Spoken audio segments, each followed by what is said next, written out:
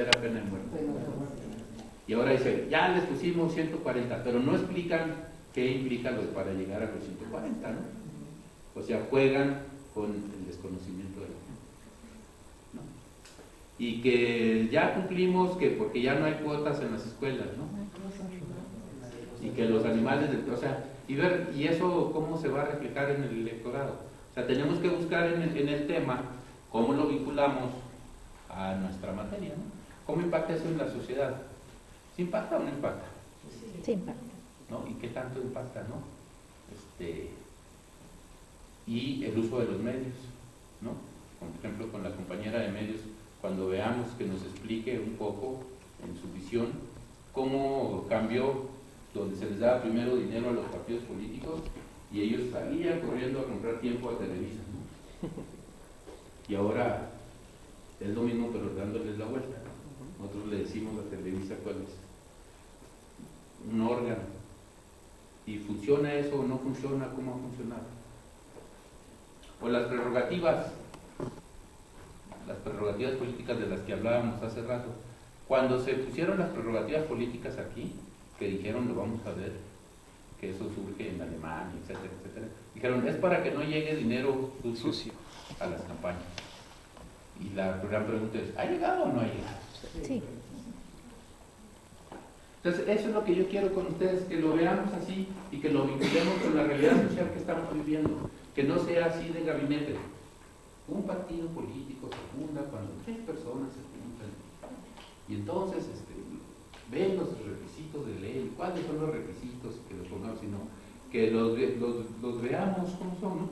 Cómo surge el Partido Revolucionario Institucional, por decir algo, el que tiene más dinero para agarrar algún parámetro, que le toca más prerrogativas. Para ver esta compañera que fue presidente municipal del PRI. ¿Cuándo surge el PRI? ¿Cómo se llama el PRI? El PNR. Es en 1940. No. 39. En 30 y tantos. 39.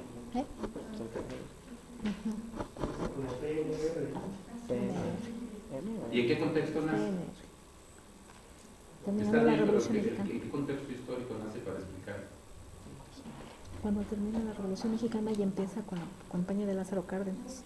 No, la campaña de Lázaro Cárdenas fue presidente de 34 a 40. Por eso, cuando Cárdenas, ¿no? Cambia el nombre. Él le cambió el nombre. él le cambia el nombre. Fíjense, por ejemplo, vamos a ver esas cosas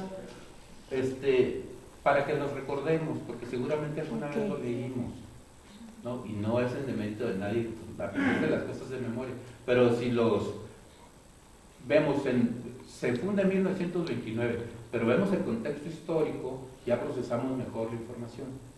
Acuérdense que en la Revolución, después de Madero, 1910, y luego llega al poder, aquí hay un presidente interino, León de la Barra, se hacen elecciones, llega al poder Madero, luego viene un golpe militar, se levantan en armas unos gobernadores que no reconocen contra Victoriano Huerta, y luego ya derrotan al ejército federal, que había quedado intacto, 2 grupos básicamente sintetizando, o sea, no es clase de historia tampoco, pero los caudillos populares Villa y Zapata, contra, digamos, la clase media burguesa, Carranza y los agricultores del noroeste, Obregón y demás.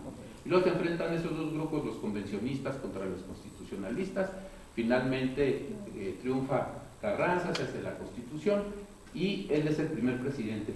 Y en 1920, cuando quiere imponer su sucesor, ¿qué hacen los revolucionarios? Lo matan. Matar. Digo, y hay que decirlo con toda claridad, ¿no? Y se sienta en la silla Obregón, de 1920 a 1924. Y en la siguiente sucesión impone a Plutarco Elías Calles, y él sí lo logra porque trae al ejército con él. Carranza no lo logró porque el ejército estaba en su contra. Pero, ¿qué sucede? Pues que matan a todos los candidatos opositores. Y a sangre y fuego, a bayoneta calada, sientan en el poder a Calles. Acaba Calles. Y entonces intenta reelegirse Obregón. Y gana la elección, gana todo el proceso electoral. Y los 3 candidatos opositores contra la reelección de Obregón también los matan. Y entonces Calles, aunque mucho se discute si es mero discurso, dice que habíamos llegado al momento en que teníamos que ser un país de instituciones y no un país de caudillos. Y entonces junta todas las facciones de generales revolucionarios con mando de fuerzas y crean el Partido Nacional Revolucionario, o sea, el abuelito del PRI. Pues por cierto, hay un libro, que no es que yo lo recomiende, pero para aquellos que les gusta así la praxis política,